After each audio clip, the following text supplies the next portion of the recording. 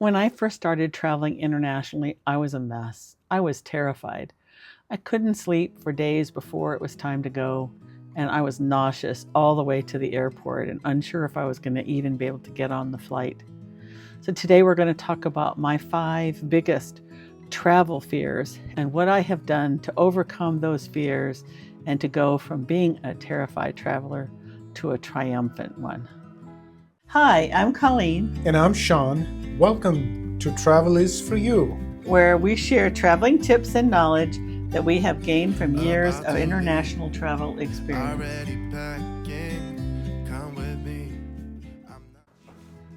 My first fear that we're going to talk about today is the fear of language. I speak a little bit of Spanish, but enough to get by. But I didn't just want to go travel in Mexico, Spain, or other Spanish-speaking countries. So that was really a problem. My very first trips, I decided the best thing to do was to just go to English-speaking countries. There's a lot of them in the world, and it really opened up things without the fear of language. But also in the end, it wasn't the only place I wanted to go, so I needed to find something to do to overcome that fear. What I did was I downloaded translation apps, and that made things so easy.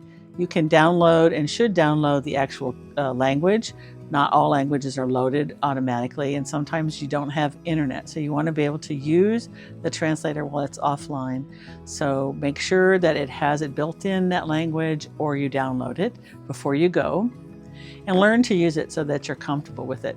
One of the best features that I have found is the camera feature, so that like if I'm in the grocery store and I can't read what all these containers are, I'm looking for Tylenol or acetaminophen or something, I can just put the camera over the product and the translation appears on the screen. It's a very useful tool. I also think it's really important to learn a few things before you go. How to say hello, how to say goodbye, how to say please, and thank you. And if you learn those 4 things, you can write them down on a little index card, put them in there phonetically so that you can always say them and you learn them. Then when you go and walk around in the markets, in stores, or just in the hotel, you're going to feel comfortable because you can at least have that connection with the people around you, and they're going to appreciate that you took that effort to do that. My second biggest travel fear was food. I have very specific food allergies. I am allergic to shellfish, and in many parts of the world, that is in almost everything that you eat.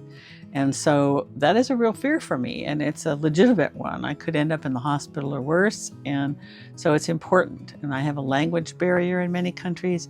So one of the things I do is I translate a list of the things I'm allergic to: shellfish, pork, whatever it is that I have, gluten, if that's something you'd issue with. And I translate them into that language. I print it out and I put it on an index card, or I laminate it so that when I go into a restaurant, I can just show them that in their language, and then I know that what I get is not going to include those things. And that takes a big fear away from me. That one makes me much more comfortable. The other thing is that I've discovered that if I front load my day, like breakfast, and I stay at a nice hotel, a breakfast is almost universally provided. Whether they have pho and all kinds of other things, they will also have eggs. They will have sausage and bacon, or they'll have fruits, sometimes oatmeal, lots of toast, other things. You can find in almost every single hotel a really decent breakfast that will be familiar and make you feel comfortable. So I really am a big believer, if you don't eat breakfast at home, when you travel, you should start eating breakfast, because that's the way to start off with something familiar and comfortable, and then you're not hungry, like starving the rest of the day while you wander around trying to find something that you're interested in eating. So make sure you stay at a hotel and that you order the breakfast with the room, if that's at all possible. Also, I think it's important to research what are the kind of foods that people eat in that culture. I'm in Vietnam right now, and so there are a lot of things that are eaten here that are not in my comfort zone. But I can go to a Vietnamese restaurant before I leave to come here so that I can get some familiarity with the taste and with the ingredients in each individual dish. And if you didn't have a Vietnamese restaurant in your town, which would be a surprise, but it does happen, you can also go on YouTube and you can watch people make those particular dishes. Maybe try them out at home so that you're comfortable with the ingredients and what it is. And maybe if there's an adaptation, like I don't eat spicy food, maybe you can figure out how to say that in whatever language it is that you're going to be surrounded by, and write that one down. Say, I don't eat spicy food. Please don't make this spicy or something, so that you know that your needs are being communicated. And I think that's also another important thing to realize. No matter where you are, no matter what the language issues are, there may not be any, still you should learn to ask for what you need, ask for what you want. I can tell you almost universally, everywhere we are, once you can explain to somebody, oh, I like my eggs cooked this way. We get it every single time. This morning at breakfast, I said, do you have any cinnamon? She didn't really understand me. She looked it up. She went back to the kitchen. She came back and she said, every day we will bring you cinnamon. I mean, I only asked one question and I got exactly what I wanted. So I think don't be afraid. Don't be afraid to ask for what you want. And then just do it. You know, just say what you want, know what you want, and then you will get it. And let me just say, as a last resort, American food chains are everywhere. Fast food chains, McDonald's, Burger King, Kentucky Fried Chicken, these things are universal pretty much. You will also see other chains, TGI Fridays. Sometimes you just want to eat something that tastes really familiar other than breakfast. And so we go into those chains sometimes and have a meal, and it's nice. It's nothing wrong with that. You want to enjoy your trip. But it is important that you try, I think. Get out there. Be a little adventuresome. The whole point of traveling is to experience new things. So maybe you don't want to go out and eat the scorpions on a stick, which, yes, they do sell. Maybe that's a little bit too much. But, you know, you might be interested in eating something else. Maybe you've never tried tofu before, and now you can try some tofu, and you might really enjoy it. Just go along as part of the adventure. My third travel fear is transportation and getting around. It's really frightening to think about you're in a country where you have language issues, you don't understand their systems, you could just be paralyzed and spend all your time in a hotel. That's not why you came here. So make sure that doesn't happen to you. First thing I do is find a good location for my hotel. I like to be able to walk to things. I want to be where I want to spend my time, so that if in the middle of the afternoon I just want to go take a stroll, I can do that, and there's things I want to see nearby. So I'll pay a little more to be where I want to be, because I don't want to spend my day taking the subway from the suburbs into town and then back again at night when I'm tired. I want to just have everything kind of on my doorstep. And that right there eliminates a lot of transportation type issues. But not everything is centrally located. Sometimes you want to go to the museum that's way out on the edge of town. So for that, I strongly recommend learning the subway system for towns and cities that have them. We just really love to go on the subways. They're so easy to use. And once you get familiar with, they're pretty universal. The red line, the blue line, the green line, and reading maps, subway maps really make things easy. It's important when you know your destination is A13. Subways are generally labeled by the endpoints.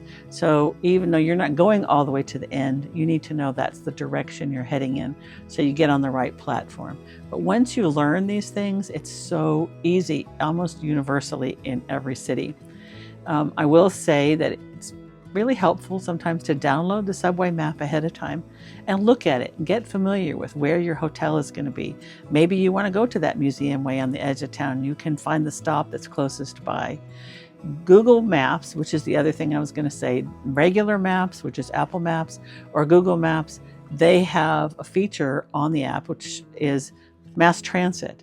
So it may be a bus system or whatever, very explicit kind of instructions that'll tell you which stop to get off on, which bus to take, in which direction, all of these things. But so, we use those apps to get from our house to, the grocery store in the US, but we don't generally use these other, besides driving directions, but those apps have a lot of other features. They have a walking path as well, which is obviously different from driving, can get you someplace much shorter. And then they have this mass transit feature, which you need to become familiar with. And we like very rarely ever have any trouble at all with transportation. We don't rent cars, we use mass transit or we walk, and we go all over the world, and it's wonderful. The other thing is sometimes the subway isn't all that practical. Maybe you're just too tired to walk anywhere that day. So you think, or it's raining, oh, let's just take an Uber or whatever. You need to first, before you come, you need to look it up online. Which ride app do people use? Is it Uber? Is it Grab? Is it a Didi like in China? What is the methodology? Is it regular taxis? And figure that out. Load that app ahead of time so that you know what to do. The other thing is, if you haven't had the time to do it, or you're in a place you didn't plan on going, talk to the concierge at the hotel. Ask them, what's the best thing for me to do? What's the app that people use here? And they'll help you. They will arrange a taxi for you as well, but sometimes you want to be able to use a ride app while you're out and around, and they may be less expensive. But rely on the resources you have. The hotel concierge is a valuable resource. Travel fear number 4 is flying. I was a very nervous flyer. Oh my gosh, if there was turbulence, I was like, white knuckling it all the way and just really terrified. And I realized I wasn't going to be able to travel the world if I didn't get over that. I would just be so miserable all the time. I wouldn't want to go. So one time I was on a plane and there was some turbulence, and I thought, this is like riding in a car on a bumpy dirt road. And I started imagining that I was just driving down a bumpy road. And I grew up a lot of my life in Texas, and there are a lot of dirt roads there, bumpy. And same in New Mexico where we live now. And I just, if you start to imagine, don't think of yourself as being, 35,000 feet in the air or whatever it is, but you're just riding in a car or whatever, a truck, and it's just a bumpy road. And I realized it didn't bother me anymore, all this turbulence. Didn't make any difference to me. I always keep my seatbelt on, whether the sign is on or not, so that I don't have to worry about, anything like that. Never been in any turbulence that's so bad that would have been an issue. But I realized a lot of this fear I could control myself by visualizing the experience differently, which is what I've done. I also don't take long flights. I have a little bit of claustrophobia, and so I don't like being on a plane for an extended period of time where at 12 hours I feel pretty trapped. So we try very hard to be on airplanes no longer than maybe 8 hours. There are exceptions if we do happen to splurge or get a really good deal and fly first class. There I'm sleeping, and so I'm not really aware of being in the plane for that many hours. But we try very hard to travel in the daytime for shorter periods of time.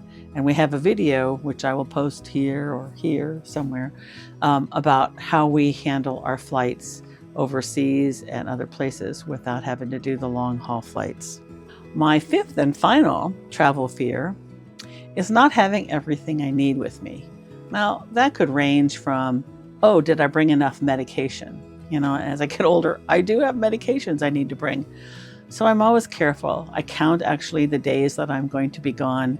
I count out my medication, not to equal those days, but beyond that by an extra 2 weeks, so that there's a little cushion. You drop a pill on the floor, it's not the end of the world, right? You can't find it, you have another one, it's okay. So I make sure that I have enough medication with me, especially prescription things. But another thing to realize is that most everywhere in the world, we can find what we need. If you run out of pain medication, Tylenol, or whatever, you can get it at almost anywhere. You can go to a pharmacy. The pharmacists almost always speak English because of their educational background, and they're happy to help you. If they don't have something called Tylenol, they'll have an equivalent, and they're really helpful doing that. So, maybe you had more headaches than you thought and you start to run low. Just go to the store, buy the local version of it. It'll be fine. The only exception I would say is we were unable to get Benadryl in Tunisia. And this was a year or so ago. And so I always make sure I have enough Benadryl with me so that if I get a cold or a sinus problem, I'm covered for the whole time. And they're so small that I can bring 90 pills if we're gone for 3 months or whatever. The other thing is I don't travel with liquids. I don't travel with shampoo or conditioner, and I really like to have conditioner. I use shampoo bars and conditioning bars. They're like soap bars, and I have a link down below to those, the ones that I like. They're Viori or Viori, I don't know how you say it, but anyway, they're lovely. And I don't have to worry about anybody stopping me during and having to take them out of a bag or whatever. I keep them in my suitcase, and if the hotel doesn't happen to have conditioner, they always have shampoo and body wash, but if they don't have a conditioner, I have my conditioner bar with me, and it's really easy to just pull it out and use it. So that takes that off. But if I wanted to go, if I was going to stay somewhere a long time and I wanted a particular liquid conditioner, I could get those in the store. People are washing their hair all over the world, and they brush their teeth, and they have, so you can get toothpaste, they have deodorant. I mean, I literally anything you need, pretty much you can get. Lotion, cosmetics, everything. They're pretty universal. So don't be afraid if you run out of something, just go and look.